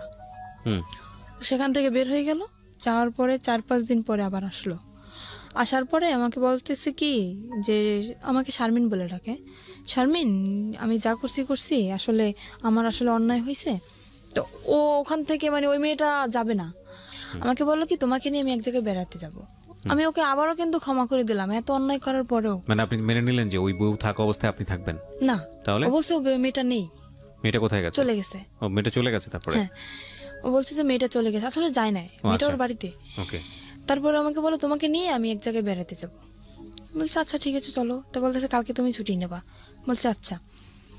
তারপরে আমি আমার ফুফু শাশুড়ির কাছ থেকে কিছু টাকা নিলাম। নেওয়ার পরে ও আমাকে নিয়ে, মানে আমার লাইফে ফার্স্ট আমি ওই জায়গাটা যখন দেখি, আমাকে একটা জায়গায় নিয়ে যায়, সেখানে সব মেয়েরা, সেখান থেকে আমি দেখার পরে আমি বলতেছি কি ব্যাপার, তুমি আমাকে কোথায় নিয়ে আসছো? তা বলতেছে কি এটা একটা হোটেল মেয়েদের, এখানে শুধু মেয়েরাই থাকে, এখানে কোনো ছেলেরা থাকে না। আমি বলতেছি ছেলেরা থাকে না তো তুমি ঢুকলা কিভাবে এখানে? তা বলতেছে তুমি বুঝবো না, এখানে একটা মেয়ের সাথে আমার সাথে এটা কথা হয়েছে, একটা মেয়ের সাথে আমার সাথে বন্ধুত্ব, ওর সাথে আমি দেখা করতে আসছি এখানে। বলতে দেখা করতে আসছো তো আমাকে নিয়ে আসছো কেন? তা বলতেছে তুমি চলো, তোমাকে দেখতে চাইছে। বলতে আচ্ছা ঠিক আছে চলো। আর ওখানে মনে করেন, আমি হয়তো কথাটা বললে দর্শক কিছু মনে করতে পারে, ওখানে নোংরা নোংরা ড্রেস পরা হয়, তো আমি ওগুলো দেখে আমার খুব খারাপ লাগতেছে। আমি বলতেছি আমি ভিতরে যাবো না, তোমার যদি দেখা করার দরকার হয় তুমি যাও, আমি এখানে নিচে দাঁড়াইতেছি, তুমি যেই দেখা করে চলে আসো। তো বলতেছে না তোমার যাওয়াই লাগবে। আমাকে নিয়ে দোতলায় গেল, ওরা দোতলা সিস্টেম, দোতলায় গেল। যাওয়ার পর একটা রুমের ভিতরে ঢুকানো হলো। ও রুমটা ভিতর থেকে বন্ধ করে দিল। কে বন্ধ করলো? আমার হাজবেন্ড ভিতর থেকে বন্ধ করে দিল, আমার সাথেই ও ভিতর থেকে বন্ধ করে দিল। সেখানে ও কিছুক্ষণ কথাবার্তা আমার সাথে বলার পরে বলতেছে তুমি এখানে বসো, ও তো আবার সিগারেট খায়, তো বলছে তুমি এখানে বসো, আমি একটু সিগারেট খেয়ে আসি, নিচের থেকে নিয়ে আসি, এটা বলে চলে গেল। ঘন্টার পর আমার ফোনটা নিয়ে গেছে যাতে আমি কারোর সাথে যোগাযোগ করতে না পারি। ঘন্টার পর ঘন্টা কাটে গেল, তার কোনো খবর নাই, কি ব্যাপার। তারপর আমি ওখানে একটা খাট ছিল, শুধু খাটই ছিল, রুমের ভিতর শুধু খাট, আর কিছু ছিল না তখন। তারপরে আমি ওখানে ঘুমিয়ে যাই। ঘুমানোর পরে তখন আমি রাত্রে খাইও না, আর রাত্রে আমার রুমে কেউ আসেও না ওখানে। তারপর সকাল হয়ে যায়, সকাল হওয়ার পরে আমি বুঝতে পারিনি যে সকাল হয়েছে। আমি ঘুমাই যাওয়ার পরে এবার সকালবেলা একটা মেয়ে আসলো, আমার জন্য নাস্তা নিয়ে আসছে। আমি বলতেছি কি আচ্ছা আমার হাজব্যান্ড কোথায় বলতে পারেন? বলতেছে আপনার হাজব্যান্ড কে? আমি বলতেছি আমার হাজব্যান্ড কে মানে আমার সাথে যে আসছে উনি আমার হাজব্যান্ড। তো বলতেছে তা তো জানি না, আপনি ম্যাডামের কাছে জিজ্ঞেস করে নেন। তারপরে আমি সকালে নাস্তা করলাম, আমি বলতেছি কি ব্যাপার কিন্তু আমাকে আপনার এভাবে- হাজবেন্ডের কাছে ফোন ছিল না? হ্যাঁ ওর কাছে তো ফোন ছিল, আপনার কাছে ফোন ছিল না? আমার ফোনটা তো ও নিয়ে গেল। নিয়ে গেছে। বললাম না যে আমার ফোনটা নিয়ে গেছে যাতে আমি কারোর সাথে যোগাযোগ করতে না পারি। হুম। এবার তো আপনি ওই যে কোনো কারো কাছ থেকে ফোন নিয়ে তোর নম্বরে ফোন দিতে কিভাবে দেবো, আমি তো রুমের ভিতরে আটকানো, আর ওখান থেকে তো আমার কল ওকে করার বাইরে কোনো থেকে সিস্টেম আটকে নেই। দিয়ে গেছে? হ্যাঁ বাইরে থেকে আমাকে তালা মেরে রেখে গেছে। হুম। আর আমি প্রায় এক সপ্তাহের মতো, কিন্তু বাইরে থেকে আপনাকে যখন তালা মারলো তখন আপনি বললেন না তুমি আমাকে তালা মারতেছো কেন? না ও সেটা আমি তো বুঝতে পারি নাই যে ও বাইরে থেকে তালাবদ্ধ করে রাখে বা এখানে যাইতেছে। কি কি ফাংশন হবে আপনি আগে থেকে আমি জানতেন না? তো জানি না, আমি কিভাবে বুঝবো? আমার মনের ভিতর যদি সেরকম কোনো সন্দেহ থাকতো তাইলে তো আমি বুঝতে পারতাম যে ও আমাকে আটকে রেখে যাচ্ছে বা ও আমাকে ছেড়ে এখানে রেখে ও কোথাও চলে যাইতেছে, তাহলে তো আমি ওকে বাধা দিতাম। তো ওটা তো মানে লক সিস্টেম, তো ভিতর থেকে ও ওই করে বাইরে থেকে তালা মেরে রেখে গেছে। হুম। ওই লক করে দিয়ে তারপরে উপরে চিকল লাগে তারপর তালা মারছে। কিন্তু আগে যে লক করে তালা মারছে সেটা আমি জানি না, তো বাড়ি থেকেও তালা মারা। তো আমি নাস্তা করার পরে তার 2-3 ঘন্টা পরে একটা মহিলা আসলো, এসে আমাকে বলতেছে, আমার নাম জিজ্ঞেস করলো। তারপরে আমি বলতেছি কি, আমি তাকেও জিজ্ঞেস করতেছি, আমি তো পাগল হয়ে গেছি পুরো, কি ব্যাপার, কোথায় গেল? বলতেছে আচ্ছা আমার হাজব্যান্ড কোথায়? তা বলতেছে হাজব্যান্ডকে কি বাঁচাইতে চাও? আমি বলছি কেন? তো বলতেছে তোমার হাজব্যান্ড আমার কাছে আছে। যে আপনার কাছে আছে তো ভালো কথা। তো বলতেছে, আমাকে বললো যে ওটা একটা পতিতালয়। আমি তখন জানতে পারলাম যে ওটা একটা পতিতালয়। আমাকে বললো তোমার দেহ ব্যবসা করতে হবে এখানে। ওই মহিলাই সরাসরি বললো? সরাসরি আমাকে বলতেছে ওই মহিলা। হুম। আমি বলতেছি কিরকম কথা বলতেছেন, আমি আসছি এটা, আমি জানি এটা একটা হোটেল, এখানে মেয়েরা থাকে, তো দেহ ব্যবসা করবো মানে? তা বলতেছে তোমার হাজবেন্ড আমার কাছে বন্দি আছে, যদি তোমার হাজবেন্ডকে বাঁচাইতে চাও তখন বাধ্যতামূলক তোমার এটা করতেই হবে। তারপরে উনি একটা ছুরি বের করলো ওনার ব্যাগ থেকে আমার সামনে। হুম। ওরা আমার সামনে ধরার পরে বলতেছে যদি যদি তুমি না রাজি হও তাহলে তোমাকেও মেরে ফেলা হবে, তোমার হাজবেন্ডকেও মেরে ফেলা হবে। কিন্তু আমার হাজবেন্ড তো ঠিক ঘুরে বেড়াচ্ছে, হুম। আমি তো ওখানে বন্দি, মানে ওকে যেরকম শিখিয়ে দিয়ে গেছে ওই মহিলাকে, আমাকে সেভাবেই বলতেছে। তো আমি ভয় পেয়ে যাই, আর আমি চিন্তা করি আমি মারা যাই কিন্তু আমার হাজব্যান্ডের তো আমি খুব ভালোবাসি, আমি ওর মৃত্যুটা আমি মেনে নিতে পারবো না। তখন আমি বললাম কি আচ্ছা ঠিক আছে, আমি রাজি হই ওখানে ভয়তে। তো ওটা তো আপনার হয় লাইসেন্স প্রাপ্ত, লাইসেন্স না হলে ওটা হয় না। হুম। সেখানে আমাকে থানায় নিয়ে যাওয়া হয় ওখানে, আর আমাকে শিখিয়ে দিছে যে যদি কেউ বলে জিজ্ঞেস করে তুমি কি ভয়ে ছুটে করতেছো এসব, বা কেউ কি তোমার ভয় দেখাইছে বা কিসের জন্য করতেছো, যদি জিজ্ঞেস করে তো সম্পূর্ণ তুমি একটা কথাই বলবা যে আমাকে কেউ জোর করে নাই, আমার দারিদ্রিক সমস্যার কারণে আমি এসব করতে রাজি হয়েছি। এটা আপনাকে শিখে দেওয়া হয়? এটা আমাকে শিখিয়ে দেওয়া হয়। তো আমার মনের ভিতরে তো ভয়, যেহেতু আমি যদি একলা থাকতাম তাইলে হয়তো আমি স্যারের সাথে বলতে পারতাম যে স্যার না আমাকে ভয় দেখানো হচ্ছে, কিন্তু আমার হাজবেন্ড ওনাদের কাছে জিম্মায় আছে, ওনাদের কাছে বন্দি, সে ভয়তে আমি বলতেছি না। তো স্যার আমাকে জিজ্ঞেস করলো যে তোমার বয়স তো একদম কম, তো এই কম বয়সে কেন তুমি এসব করতে চাইছো? আমি বলতেছি আমার সমস্যা আছে ফ্যামিলিগত, আমার মানে থানায় গেছেন আপনি? হ্যাঁ থানায় আমি তখন। ওকে। উনি আমাকে সবকিছু জিজ্ঞেস করলো, তারপর আমাকে একটা পেপারে সাইন করানো হয় যাতে আমি পরে কোনো ঝামেলা না করতে পারি। হুম। মানে আমি স্বইচ্ছায় এসব করতেছি, আমাকে একটা পেপারে সাইন করানো হয়, আর ওখানে আমার ছবি টবি সব কিছু তুলে রাখা হয়। ফাইন। এখানে একটা কথা আছে, সেটা হচ্ছে আপনার কাছ থেকে কোনো সার্টিফিকেট চাওয়া হয়েছিল, বয়সের কোনো সার্টিফিকেট? হ্যাঁ বলছিল যে তোমার বয়স কত, আমাকে শিখিয়ে দেওয়া হয়েছিল যে তুমি বলবে তোমার বয়সে বর্তমান বয়স 20 বছর। আচ্ছা। আমি বলছি 20 বছর বয়স। তো উনি তারা সেরকম একটা সার্টিফিকেট বলছিল, সার্টিফিকেট আছে? আমি বলতেছি যে হ্যাঁ সার্টিফিকেট তো আছে, সেটা তো বাসায়। তো উনি আমাকে কাছে দেখতে চায় না, বলে না যে তোমার সার্টিফিকেট আমাকে দেখাও, সেটা আমাকে বলে না। আমি মুখে বলছি যে আমার বয়স 20 বছর, ওই পর্যন্তই এনাফ। তারপরে সেখান থেকে আমাকে নিয়ে আসা হয়, নিয়ে আসার পরে তার পরের দিন, মানে কথাটা বলতে আমার কিছু একটা সংকোচ বোধ হচ্ছে, আপনি আপনার মতো করে বলেন, কোনো সমস্যা নাই। সেখান থেকে পরের দিন সকালে ঘুম থেকে ওঠার পরে ওয়াশরুম তো ভিতরেই, গোসল করি। গোসল করার পর একটা ছেলে আসে আমার রুমে, তখন আমাকে একটা মেয়ে বলে যায় খবরদার ছেলের সাথে যেন কোনো রকম খারাপ আচরণ না হয়। তো ছেলেটা খুবই ভদ্র, আমি সারা জীবনের জন্য দোয়া করব যাতে ওকে আল্লাহ মানে সাফল্য যেটা চাইছিল, ওর জীবনের সমস্ত কাহিনী আমাকে বলছিল। তো ও একটা মেয়ের সাথে এরকম রিলেশন করছিল। ছেলেটা আসার পরে কি হয়েছে? ছেলেটা আসার পরে আমাকে তখন ও রুম ভিতর থেকে বন্ধ করে দেয়। তখন আমি বুঝতে পারছি যে কেন আসছে, একটা ছেলে এটা মেয়ের রুমে কেন আসে। আমি বললাম কি, আমি ওর পা জড়াই ধরলাম যে দেখেন ভাই আপনি আমার ভাই, আমার তো ভাই নেই, আপনি আমার ভাই, এখানে আমি ইচ্ছাকৃতভাবে আসিনি, এরকম আমার হাজব্যান্ডকে আটকে রাখা হয়েছে, আর ওর ওখানে যে যা কিছু হয় ও সব কিছু জানে যে ওর ভিতরে আসলে কি হয়, আর আরও তো মেয়েরা আছে, তো সে তাদের কাছ থেকে হয়তো ও শুনছে যে কীরকম কী এখানে সিস্টেম। আমি সমস্ত কিছু বললাম যে এরকম আমার হাজবেন্ডে আটকে রাখছে, আমাকে এরকম ভয় দেখাইছে। ও বলতেছে কি তোমার হাজবেন্ড এখন কোথায় সেটা তুমি জানো? আমি বলতেছি আমি জানি যে হাজবেন্ড ওদের কাছে এখনো বন্দি আছে। তা বলতেছি সেরকম কিছুই না, এখানে সিস্টেম হচ্ছে তোমার মেয়েদের এখানে নিয়ে এসে বিক্রি করে দেওয়া হয়। তখন আমার বিশ্বাসই হইতেছে না, না এরকম আমার হাজবেন্ড করতে পারে না, এতটা খারাপও হইতে পারে না। ও তখন বলতেছে কি আচ্ছা, ওর কাছে ফোন ছিল, বলতেছে তোমার হাজব্যান্ড যেহেতু বন্ধু তাহলে তো ওর ফোনটা অফ থাকার কথা, তাই না? আমি বলতেছি হ্যাঁ। তো বলতেছে তুমি আমার ফোনটা দিয়ে 1 মিনিট ওকে কল করো। তো আমি বললাম আমি কথা বললে তো আমি বুঝতে পারবো না, তো আপনি কথা বলেন।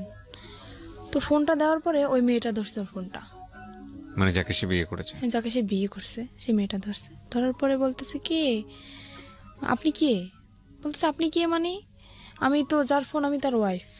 তখন আমি বুঝতে পারলাম যে ছেলেটা যা বলছে সম্পূর্ণ সত্যি। তখন আমি বুঝতে পারলাম। তো আমি বললাম কি যে ভাই দেখেন, আমি যদি আপনার বোন হতাম আপনি কি এটা মেনে নিতে পারতেন? তো বলতেছে না কখনোই না। বলতেছে আপনার দুটো পায়ে ধরে আপনি আমাকে কিছু করেন না। তখন ওই ছেলেটা আমার করুণা দেখে ওই ছেলেটা নিজেই কেঁদে ফেলছে। ছেলেটা বলল কি আচ্ছা ঠিক আছে আমি তোমাকে কিছু করতেছি না, কিন্তু এরপর নেক্সট টাইম যে আসবে সে তো তোমাকে ছেড়ে দেবে না, কারণ এখানে টাকার বিনিময়ে সব কাজ করা হয়, টাকা দিয়ে তো কেউ তোমাকে ছেড়ে দেবে না। তো তুমি যদি চেষ্টা করো, আমার মনে হয় তুমি চেষ্টা করলে এখান থেকে বের হতে পারবা। ছেলেটা আমাকে বলে বলতেছে যে করছে আমি নেক্সট টাইম যদি আমি কখনো আসি তোমার জন্য আমি সাহায্য করার করব। ও বলতেছে যে আমি একটা মামলা করব, যে তোমার ফ্রেন্ড হিসাবে, আমি তোমার ক্লাস ফ্রেন্ড সেই হিসাবে আমি তোমার জন্য একটা মামলা শিট নিয়ে আসবে, ওখানে আমার সইটা শুধু থাকবে আর সম্পূর্ণ কিছু ওই লিখে নিয়ে আসবে যেটা লেখার। আমি বলতেছি সেটা তো হবে না, কারণ ওখানে আমার সই নেওয়া হয়েছে যাতে আমি কোনো কিছু না করতে পারি। হ্যাঁ পুলিশ ফাঁড়িতে। তো বলতে তাহলে কি করবা, দেখো কি করতে পারো। ও তো চলে গেল। এবার আমি দরজাটা আমি নিজেই বন্ধ করে দিলাম। দেওয়ার পরে আমি খোঁজ দিছি যে ছুরি বা অন্য কিছু যদি আমি পাই, আমি আত্মহত্যা করার চেষ্টা করতেছি। তো আমি খোঁজাখুঁজি করতেছি, খুঁজতে খুঁজতে উপরে যে সানসেটের পরে ওই যে আপনার বক্স ছিল, বক্স আনছে আমার জন্য, ওই রুমে সব কিছু নিয়ে আসছে আমার জন্য, যেহেতু ওই রুমে আমি থাকবো। সব কিছু নিয়ে আসছে। তো বক্সের যে কার্টুনটার ভিতরে আপনার ইঁদুর মরা ওষুধ। আমি পাইয়ে তো মানুষ তো কষ্ট হয়, কিন্তু আমি পাই তো মহা খুশি। আমি ওটা পাওয়ার পরে অনেক অনেক খুশি আমি, যে আমি এখানে এসব করার থেকে কারে আমি ভালোবাসলাম, কার জন্য আমি রাজি হইলাম, যাকে বাঁচানোর জন্য আমি রাজি হইলাম সেই আমাকে দিয়ে এসব করাচ্ছে, আমি আর নিজের জীবনে আমি রাখতে চাই না। তো আমি পুরো প্যাকেট খেয়ে ফেলছি। ফেলার পরে দরজা খুলে দিলাম, আবার দেওয়ার পরে আবার আরেকটা ছেলে আসছে, এসে দেখতেছে আমার অবস্থা খুবই খারাপ, পুরো শরীর ঘেমে গেছে আর আমি কথা বলতে পারতেছি না। তো আমার যে ওখানে যে ওই যে মহিলাটা ওনাকে ডাক দিল, ডাক দেওয়ার পর উনি তো ভয় পেয়ে গেছে যে এখানে যেহেতু আমার থেকে সই নেওয়া হয়েছে, তখন তো ওরা বুঝে যাবে যে আমাকে ভয় দেখানো হয়েছে, আমার থেকে সই নেওয়া হয়েছে, যে আমি স্বেচ্ছায় সব করতেছি, তাহলে কেন আমি বিষ খেলাম, এখানে প্রশ্ন উঠবে না। তখন উনি আমাকে তাড়াতাড়ি হসপিটালে নিয়ে গেল। হসপিটালে নেওয়ার পর আমাকে ওয়াশ করানো হলো, তারপরে ওখানে হসপিটালে আমাকে ভর্তি করলো। করার পরে মোটামুটি থানায়ও খবরটা চলে গেছে, থানার স্যার আমার কাছে আসলো, এসে তখন আমি পুরো অজ্ঞান, তখন আমার জ্ঞান আসে নাই। তো স্যার তখন আমাকে কিছু জিজ্ঞেস করতে পারে না, চলে গেছে। যাওয়ার পরে 1 সপ্তাহ পরে ওই যে আমার হাজবেন্ড ও আসে, ওর কাছেও খবর চলে গেছে। ও আসে আমার তো অক্সিজেন লাগানো, তারপরে মুখে তো খাইতে পারি না, এনজি টিউবে খাই। তো আমার হাতটা ধরলো, সেরকম একটা কথাও বলতে পারি না। আমি ওকে দেখে কেঁদে ফেলছি আমি, যে কি আমি অ্যাকশন নিতেছি, কেন তুমি আসছো, আমার ডক্টর সবাই আমার সামনে, আমি ওখানে অ্যাকশন নিতেছি, তুমি কেন আসছো, তুমি এখান থেকে চলে যাও। আমি এক নজর ওকে দেখার পরে আমি চোখ বন্ধ করে ফেলছি, এতটা ঘৃণা আসছে আমার। আমি বললাম তুমি চলে যাও এখান থেকে, আমি তোমাকে দেখতে চাই না। তো সেখান থেকে ও বললো কি আমি চলে যাবো ঠিকই, কিন্তু তোমাকে সাথে নিয়ে যাবো। আমি কোথায় নিয়ে যাবো, আবার আমাকে কোথাও বিক্রি করার ইচ্ছা আছে তোমার, কোথায় নিয়ে যাবো আবার? তো আমার হাতটা ধরলো, ধরার পরে বললো কি যে আমি আসলে বুঝতে পারিনি যে তুমি আমাকে এতটা ভালোবাসো, তাহলে আমি এটা করতাম না কখনোই। আমাকে আমার কাছে মাপ চাইলো যে আমি আর কখনো এরকম করবো না, মেয়েটাকে আমি ছেড়ে দেবো, তুমি যেটা বলো আমি সেটাই শুনবো। অনেক করুণা করার পরে আবারও আমি ওকে বিশ্বাস করলাম, এত কিছু করার পরেও আবারও বিশ্বাস করলাম ওকে আমি। সেখান থেকে হসপিটাল থেকে আমার রিলিজ দেয় নাই তখনও, ডাক্তারে না বললে আমি সুস্থ না তখনও, নার্সরে উনি কিছু টাকা ঘুষ দেয়, দেওয়ার পরে আমার ওই যে এনজিটিউ পরানো, তারপরে আপনার অক্সিজেন লাগানো, হাতে ক্যানুলা করা, সব কিছু খুলে তারপরে সেখান থেকে নার্সরে কিছু টাকা ঘুষ দিয়ে ওখান থেকে আমাকে নিয়ে আসে ওগুলো খোলানোর জন্য, কিন্তু নার্স তো ডাক্তারের অনুমতি ছাড়া খুলতে পারবে না। উনি টাকা পাওয়ার পরে উনি খুলে দিল ওগুলো। নার্স ওগুলো খুলে দেওয়ার পরে আমি তখন হাঁটতেও পারি না ঠিক মতন, এতটাই ক্লান্ত আমি।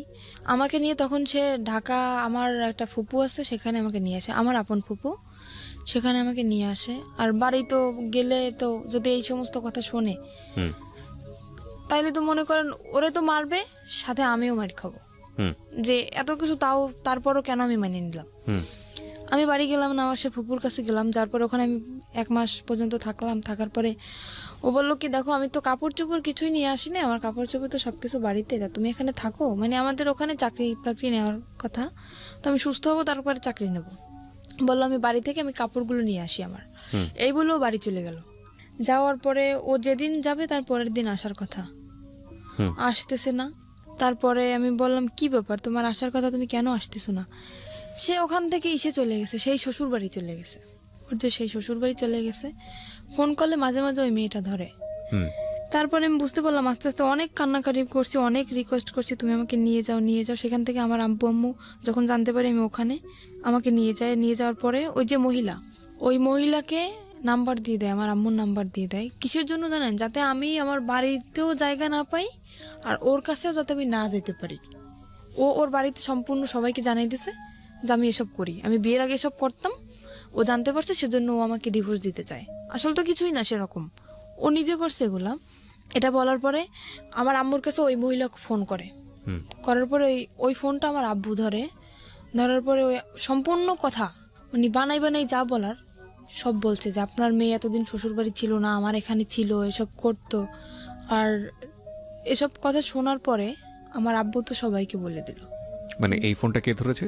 আমার আব্বু, সদাব্বু। না, আমি আসলে এই জিনিসটা একটু ক্লিয়ার হতে চাই। ফোনটা কে করেছে, কাকে ফোনটা রিসিভ করেছে কে? ফোনটা করছে আমাকে যেখানে বিক্রি করে দেওয়া হয়েছিল, ওখানে যে মহিলা ছিল উনি ফোন করছে।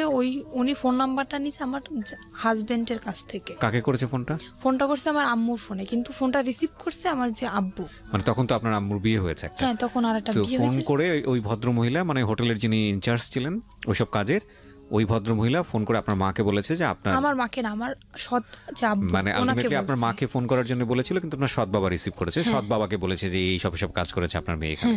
ওকে। আর উনি যেগুলো বলছে ওগুলো তো সম্পূর্ণ মিথ্যা। মিথ্যা কথা, রাইট? তারপর মানে উনি চায় যে আমার বাড়ির থেকে যদি আমাকে তাড়িয়ে দেওয়া হয়, তখন আমার বাধ্যতামূলক ওখানে যেতে হবে, কোনো উপায় থাকবে না, কোনো উপায় থাকবে না। তখন আমার আব্বু ওটা শোনার পরে, আমি ওনাকে আব্বু বলেই ডাকতাম, এটা শোনার পরে সে আমাকে মানে একদম ক্লিয়ারলি বলতেছে তুমি বাড়ি থেকে বের হয়ে যাও। ফ্যামিলির সবাইকে জানাই দিল। এবার আমি কি করব, আমার মাথায় আসমান ভেঙে বসে দিয়ে এরকম একটা জিনিস আমার লাইফে ঘটলো, কোথায় আমার ফ্যামিলি আমাকে সাপোর্ট করবে, অন্য মানুষের একটা মিথ্যা কথা শুনে আমার সাথে এরকম করলো। আমি বাড়ি থেকে বের হয়ে চলে আসলাম। মাও বললো বাড়ি থেকে বের হয়ে যেতে? আম্মুর তো কিছু করার নেই, ফ্যামিলির থেকে যেহেতু সবাই এরকম বলতেছে। কিছুই বললো না মা? আম্মু তো কান্নাকাটি করতেছে, আম্মু তো আমাকে আসতে দেবে না। তখন সে আব্বু বলতেছে তুমি যদি তোমার মেয়েকে না সরো আমি তোমাকে ডিভোর্স দিয়ে দেবো। তা আম্মুকে আমি বললাম আম্মু এতদিন তো দূরে ছিলাম, থাকছিলেন আমাদের ছাড়া, তো এতদিন যেরকম ফোনে কথা বলছি এখনও সেরকম, ঠিক সেরকম তোমার সাথে আমার ফোনেই কথা হবে, আমি এখানে থাকবো না। কারণ আমি যদি এখানে থাকি এই ব্যাপারটা গোটা এলাকায় জানাজানি হয়ে যাবে, আমি এটা চাই না। বাড়ি থেকে বের হয়ে চলে আসলাম। বাড়ি থেকে বের হয়ে চলে আসে আমার যে ওই ফুপুর কাছে ছিলাম ঢাকায়, ওখানে আবার আসলাম। আসার পরে ওনার কাছে 15 দিন থাকার পরে ওখানে কোনো চাকরি বাকরি হইতেছে না, কারণ যেহেতু বাড়ি থেকে একদম বের হয়ে চলে আসছি, বাড়ি তো আর যাবো না, চাকরি বাকরি কিছু তো একটা করা লাগবে। ওখানে কোনো চাকরির ম্যানেজ হইতেছে না। তারপর আমার আম্মু কথা বললো, আমার যে আন্টি এখন বর্তমানে ঢাকায় আছে ওনার সাথে আমার আম্মু কথা বললো যে দেখ, আমি আম্মুকে সবই বলছি যে আম্মু যেটা তোমরা শুনছো সেটা সম্পূর্ণ মিথ্যা, তুমি আমার কাছ থেকে শোনো। আম্মু শোনার পরে আর আম্মু আমাকে অনেক বিশ্বাস করে, আর আমি আম্মুর সাথে কখনোই মিথ্যা কথা বলি না। ওই বিয়ে হওয়ার পরে যেটা বলছি, কিন্তু এখন আর বলি না, তাও তো বলছি হাজবেন্ডের জন্য। আম্মুকে বলার পর আম্মু বলছে আচ্ছা ঠিক আছে আমি দেখতেছি। তো আম্মু সেখান থেকে আমার আন্টির সাথে কথা বলে, আন্টির সাথে কথা বলার পরে আন্টি বললো ঠিক আছে আমার কাছে আসো। ঈদের 3 মাস আগে বলতেছে ঠিক আছে আমার কাছে আসো তুমি। আসলাম, সেখানে আসার পরে ট্রেনিং করলাম, ওই যে আপনার এখন যে নার্সিং ট্রেনিং জবটা করতেছি নার্সিংয়ে, সেখানে ট্রেনিং করলাম। করার পরে তারপরে আবার অসুস্থ হয়ে গেলাম। সেখানে অসুস্থ হওয়ার পরে প্রায় 2.5 মাস যাবৎ বসা, তারপরে কোনো চাকরি বাকরি হইতেছে না। আমার আপন ফুপুর বাসায় চলে আসলাম। সেখান থেকে আমার আম্মু কথা বলে আমার আন্টির সাথে, সেখানে 15 দিনের মতো থাকলাম। আমার আম্মু কথা বলে আমার আন্টির সাথে যে এরকম ওর সমস্যা, ওর জন্য একটা চাকরি দেখতো না। তো আন্টি বললো ঠিক আছে, ওকে আমার কাছে পাঠিয়ে দাও। তো আমার সে আন্টি তো থাকে নারায়ণগঞ্জে, ওই যে ফুপু, তাকে আমি আন্টি বলেই ডাকি। সেখান থেকে আমি আমার আপন যে খালা তার কাছে চলে আসলাম। আসার পরে সেখানে একটা এই যে এখন যে চাকরিটা করতেছি সেখানে ট্রেনিং করি। ট্রেনিং করার পরে আমি হঠাৎ অসুস্থ হয়ে যাই। অসুস্থ হওয়ার পরে 2.5 মাস বসার পরে আমি ওকে একদিন কল দিই আমার আন্টির ফোন দিয়ে। ওকে, মানে আপনার হাজবেন্ড? আমার হাজব্যান্ডকে কল দেওয়ার পরে ও শুনলো যে আমি ঢাকায় আছি। তারপর আমি আবারও কেঁদে ফেলছি, ওর সাথে ফোনে কেঁদে ফেলছি। তো তখন আমাকে বলতেছে কি, ওই মেয়েটা এখন নেই, তুমি কি এখন আসবা? আমাকে আবারও যেতে বলতেছে যে তুমি কি আমার সাথে সিনেমা করতেছো? বলতেছে কেন? তুমি দীর্ঘ 6টা মাস যাবত তুমি আমার সাথে কোনো যোগাযোগ রাখো নাই। ওই যে চলে গেছো, তারপরে কত কান্নাকাটি আমি করছি, তুমি আমাকে তো নিয়ে যাওই নাই, আর তুমি নিজেও আসো নাই, এখন আমাকে যেতে বলছো, তুমি কি আমার আবার জীবনটা নষ্ট করতে চাও? তারপরে মাঝে হয়েছে কি, আমি একটা কবিরাজ দেখাই, উনি আমাকে একটা মান্দুলি দেওয়ার পরে সেখান থেকে আমি একটু ওকে কিছুটা ভুলতে পারছি এখন। আমি বললাম কি, আমি তোমাকে ভুলে যেতে চাই, আমি চাই না যে জিনিসটা আমার জীবন থেকে চলে গেছে, যে অতীতটা চলে গেছে, সেই অতীতটা আবার আমার জীবনে ফিরে আসুক, আমি চাই না। তোমার যদি মনে চায় আমার সাথে, যদি বোঝো যে না শারমিন সত্যি আমাকে ভালোবাসতো, যদি আমার সাথে কথা বলতে মন চায়, মাঝে মাঝে তুমি শুধু আমার সাথে একটু কথা বলো, আমার একটাই রিকোয়েস্ট, আমি তোমার কাছে আর যাইতে চাই না। তো এখনো মাঝে মাঝে ও আমাকে কল করে বলে যে তুমি আসো। তো তারপরে সেখান থেকে কথা হওয়ার পরে আর একদিন আমি আবার ওকে কল করছি। কল করার পরে ওর যে বউ ধরছে, সেখান থেকে কত মিথ্যে কথা ও বলতেছে আমার সাথে এখনো পর্যন্ত। আবার ওর বউ ধরার পরে আমার সাথে কথা বলে। মোটামুটি মেয়েটা খুব ভদ্র, আমাকে আপু বলে ডাকে। সে আমাকে বললো যে আপু, আপনি যদি আসতে চান আপনি আসতে পারেন, আপনার সম্পূর্ণ কাহিনী আমি শুনছি বাড়িতে আসার পরে, আপনি যদি এখন আসতে চান তা আসতে পারেন। আমি বললাম কি না, আমি আসবো না, যেহেতু তুমি একটা মেয়ে অনেক মনে আশা নিয়েই বিয়েটা করছো, তো ওর সাথে সংসারটা করার চেষ্টা করো। ওকে আমি বুঝে সুঝে বললাম যে এরকম চলো, ও কি পছন্দ করে না সবকিছু আমি ওকে শিখিয়ে দিলাম। দেওয়ার পরে তারপরে আমাকে বলতেছে তুমি আসো। ওই মেয়েটাও বলতেছে, ও বলতেছে, কিন্তু কিসের আশায় বলতেছে সেটা আমি জানি না, মানে হয়তো মনের ভিতর অন্য কিছু। মানে এটা হচ্ছে আপনার এখনকার আমার অবস্থা? ধারণা এখনকার অবস্থা এটা হচ্ছে আপনার। হ্যাঁ। বর্তমানে আপনি কি করেন? বর্তমানে এখন আমি একটা জব করতেছি, নার্সিং জব। নার্সিং বলতে এটা কি ধরনের নার্সিং? মানে হোম সার্ভিস? হ্যাঁ, এটা হোম সার্ভিস। আচ্ছা, তো সেটা হচ্ছে বিভিন্ন পেশেন্ট যাদেরকে বাসায় সেবা দিতে হয়, কোন একটা কোম্পানির আন্ডারে থেকে আপনি এই কাজটা করছেন, সার্ভিসটা দিচ্ছেন, তাই কি? হ্যাঁ। ওকে। তো এখন আমি আরেকটা কথা জানাইতে চাই যে আমার জীবনে যে ঘটনাটা ঘটছে, এরকম ঘটনা হয়তো কোনো মেয়ের জীবনে ঘটে নাই, আর যদি ঘটেও থাকে তাও খুব কম। না, এর চেয়েও ভয়াবহ ঘটনা ঘটে। আপনি জীবন গল্প শোনেন প্রতিনিয়ত? অবশ্যই শুনি। এর থেকে ভয়াবহ ঘটনা বলতে কি ঘটতে পারে? না, এর চেয়েও ভয়াবহ ভয়ঙ্করতম ঘটনা ঘটে, সেদিকে আমরা নাই বা যাই, কিন্তু আপনার জীবনে যেটা ঘটেছে সেটাই আপনার কাছে ভয়ঙ্কর। আমার জীবনে যেটা ঘটে সেটা আমার কাছে ভয়ঙ্কর। মানুষের ঘটনা মূল্যায়ন না করে আপনি আমাকে এটা বলেন, আপনার জীবনে আপনার হাজবেন্ড যেহেতু প্রথম মানুষ, সুতরাং বাছ বিচার করার কোনো সুযোগই আপনার জীবনে আসেনি। আপনি আরও যখন পরিণত বয়সে যাবেন, আরও যখন বিভিন্ন রকমের এক্সপিরিয়েন্স আপনার হবে, তখন আপনি বুঝতে পারবেন যে এই সময়টা আপনার জন্য কতটা ভুল ছিল, কতটা রিস্কি ছিল, কতটা বোকামি ছিল, যেটা আপনি এই বয়সে বসে সেটা বুঝতে পারবেন না। কিন্তু আমার একটু জানতে ইচ্ছে করছে, শুধু একটু না, খুবই জানতে ইচ্ছে করছে যে আপনি গল্পটা কেন আজকে রেডিওতে লাখ লাখ মানুষের সামনে বললেন।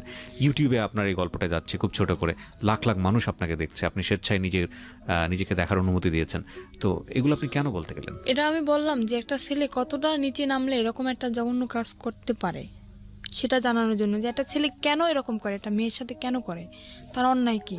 একটা মেয়ে একটা ছেলেকে বিয়ে করে সংসার করার জন্য, শুধু কি এটাই? শুধু এটাই? কিন্তু আমি তো অনেক কিছু দেখতে পাচ্ছি গল্পের মধ্যে, যে একটা মেয়ে কতটা বোকা হলে এতবার ভুল করার পরও একটা ছেলেকে, মানে এটা তো বোকামি না, এটা তো ভালোবাসা। এটা ভালোবাসা না, এটা বোকামি। আমি মনে করি এটা ভালোবাসা। এটা ভয়ঙ্করতম বোকামি। এর মাঝখানেও অনেক কিছু ঘটছে যেটা আমি বলতে চাই না। What ever the situation is, আপনি শেষ পর্যন্ত ছেলেটাকে লাভ করেন, আপনি স্টিল তাকে লাভ করেন, এটা আপনি অস্বীকার করতে পারবেন? মোটেই না। আর আমি যতদিন পর্যন্ত বাঁচবো ততদিনও আমার মনের ভিতরে থাকবে। এটা মিথ্যা কথা। মোটেই না। আপনি আমার কথাগুলো একটু মনোযোগ দিয়ে শোনেন, তাহলে আপনি বুঝতে পারবেন, যেটা আপনি এখন বিশ্বাস করতে পারবেন না, but that will eventually true after the age. সেটা আপনার জীবনে সত্য। আমরা যখন কাউকে লাভ করি, হ্যাঁ, আমি সরি যে আমি আপনাকে কষ্ট দিচ্ছি, কিন্তু এটাই সত্য, আমরা যখন কাউকে লাভ করি বা কাউকে যখন ভালোবেসে ফেলি তখন ওই মানুষটা ছাড়া আমাদের জীবন চলবে না, এটাই আমরা মনে করি।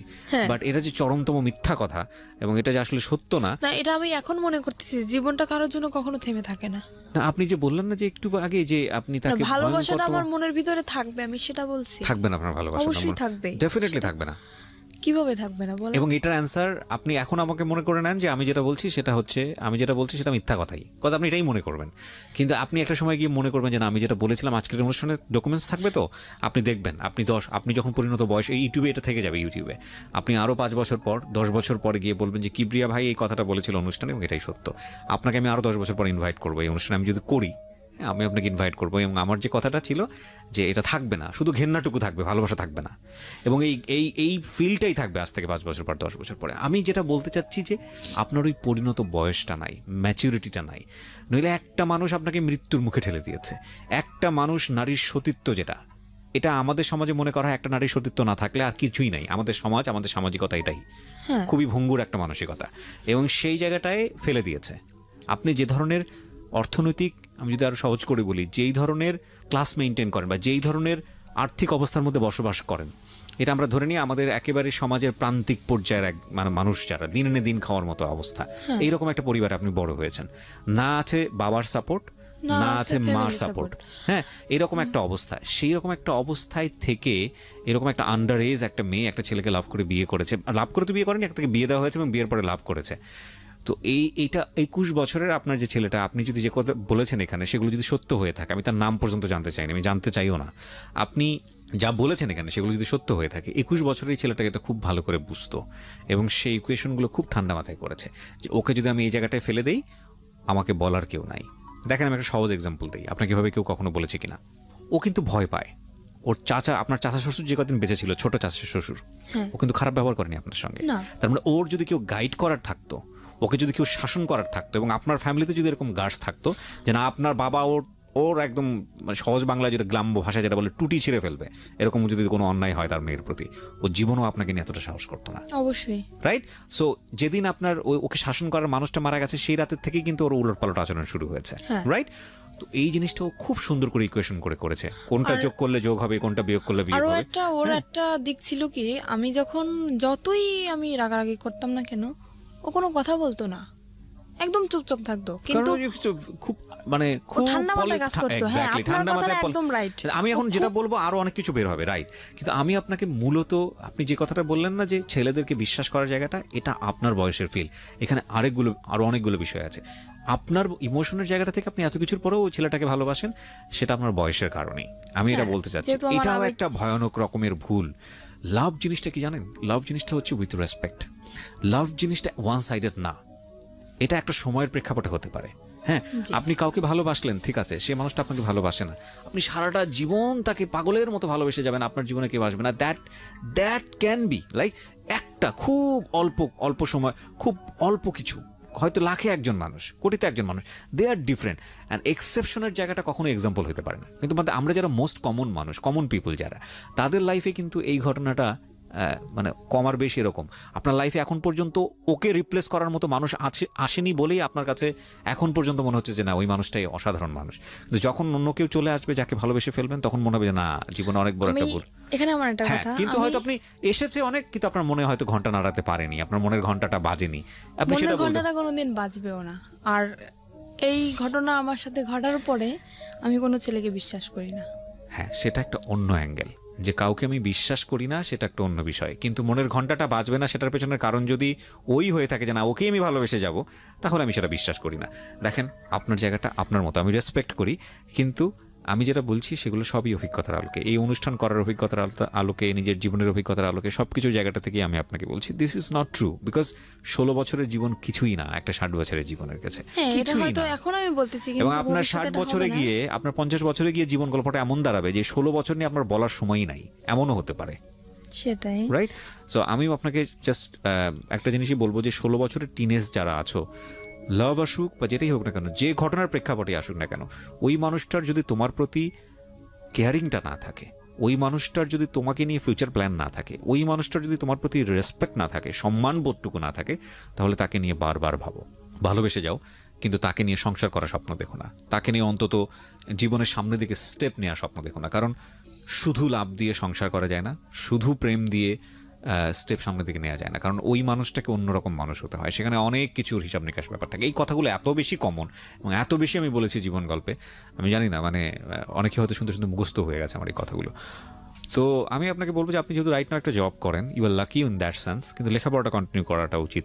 আপনি কি কোথাও পড়ছেন? এখন আমি আবার লেখাপড়া শুরু করছি বলতে কি মানে এটা তো আমার রেগুলারলি ক্লাস করা সম্ভব না, তো আমার যেহেতু চাকরি করতে হয় আমি এখন উন্মুক্তে ভর্তি হয়েছি, প্রতি শুক্রবার ক্লাস চলতেছে। আর এখন আমি যেটা চাই আমার দিক থেকে যে আমার অতীত যেটা গেছে অতীতই ওটা থাক, আমি চাই সামনের দিকে আগাতে, কারণ আমার ছোটবেলা থেকে যে স্বপ্নটা ছিল সেই স্বপ্নটা আমি আবার পূরণ করতে চাই।